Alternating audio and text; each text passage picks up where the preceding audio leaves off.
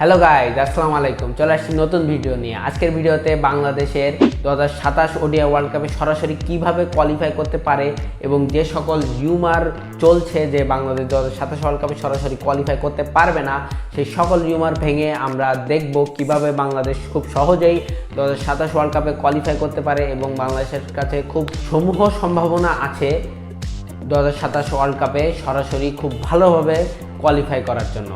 তো ভিডিও শুরু করার আগে একটি আবেদন, আমার চ্যানেলটি আপনারা সাবস্ক্রাইব করুন এবং ভিডিওটি ভালো লাগলে লাইক করবেন এবং শেয়ার করবেন, এবং যদি আপনি ফেসবুক থেকে দেখেন তাহলে অবশ্যই আমার পেজটি ফলো দিবেন এবং শেয়ার করে ছড়িয়ে দিবেন আপনার বন্ধুদের মাঝে। তো চলুন ভিডিওটি শুরু করা যাক।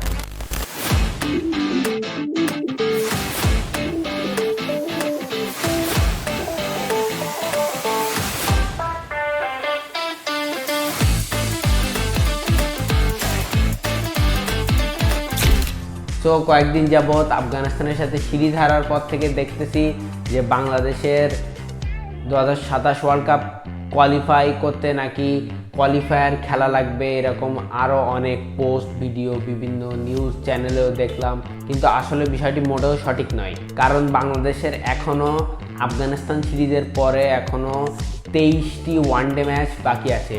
ভাই 2026 সালে ওয়ার্ল্ড কাপ না, 2027 সালে ওয়ার্ল্ড কাপ। সো 2026 সাল পুরা ফুল বাকি। 2027 সালের 31শে মার্চ পর্যন্ত আইসিসি র্যাঙ্কিংয়ে টপ 9-এ যারা থাকবে তাদেরকে 2027 ওডিআই ওয়ার্ল্ড কাপে সরাসরি কোয়ালিফাই করার সুযোগ দেওয়া হবে। অনেকে বলছে টপ 8-এ যারা থাকবে তারাই শুধু সরাসরি ওয়ার্ল্ড কাপ খেলার সুযোগ পাবে, কিন্তু না।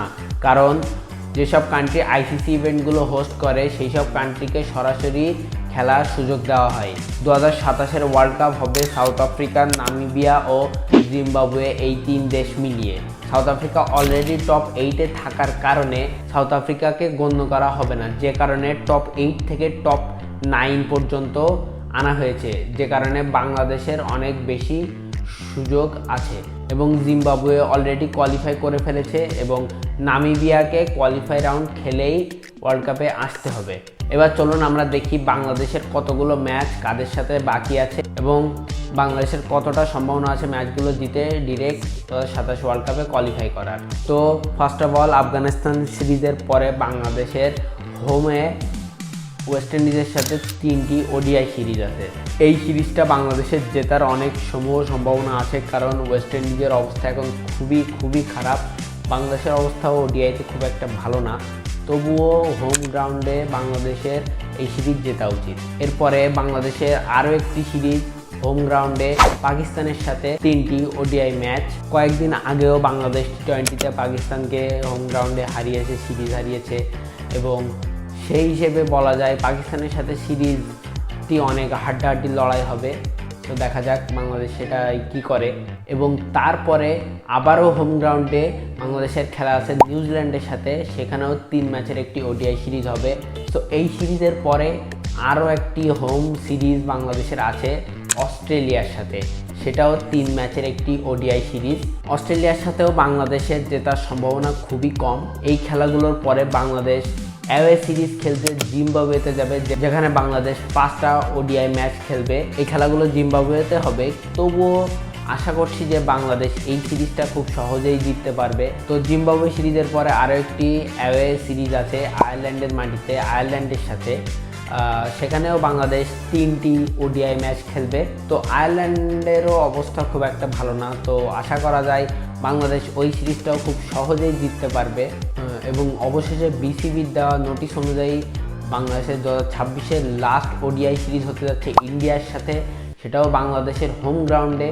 তো ইন্ডিয়ার সাথে জেতা এক প্রকার অসম্ভব, তবুও অসম্ভব বলে কিছু নাই ক্রিকেটে। এবং এই প্রায় মোট 7টা সিরিজ এবং মোট 23টি ওডিআই ম্যাচ বাংলাদেশ হোম এবং অ্যাওয়ে ভেন্যুতে খেলবে।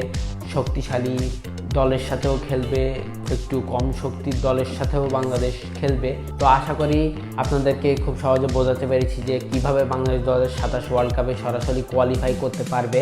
তো বাংলাদেশ টিম খারাপ খেললে সবারই খারাপ লাগে, কিন্তু তবুও দিন শেষে দলটি আমাদের, সাপোর্টও আমাদেরই করতে হবে।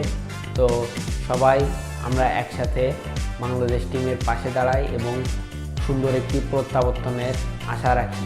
তো ক্রিকেট ফুটবল সহ ক্রিকেট ফুটবলের নানান ফানি ভিডিও, ফানি ডাবিং সহ আরও অন্যান্য সকল কন্টেন্ট পেতে এখনই সাবস্ক্রাইব করুন আমার চ্যানেলটি, কারণ আপনার সাবস্ক্রাইব এবং আপনার লাইক কমেন্টে আমি ইন্সপায়ারেশান পাই আরও ভিডিও বানানোর এবং সকল বিষয় সকল আপডেট আপনাদেরকে জানানোর। সো প্লিজ সাবস্ক্রাইব করুন। একটি সাবস্ক্রাইবই তো ভাই, একটি সাবস্ক্রাইব করলে আপনার কি হবে? সো প্লিজ লাইক করুন, কমেন্ট করুন এবং আপনার বন্ধুবান্ধব সহ পরিবার সকলের কাছে যারা খেলা প্রিয় তাদের কাছে আপনি এই ভিডিওগুলো শেয়ার করবেন। তো দেখা হবে পরবর্তীতে নতুন কোনো টপিক নিয়ে। আসসালামু আলাইকুম।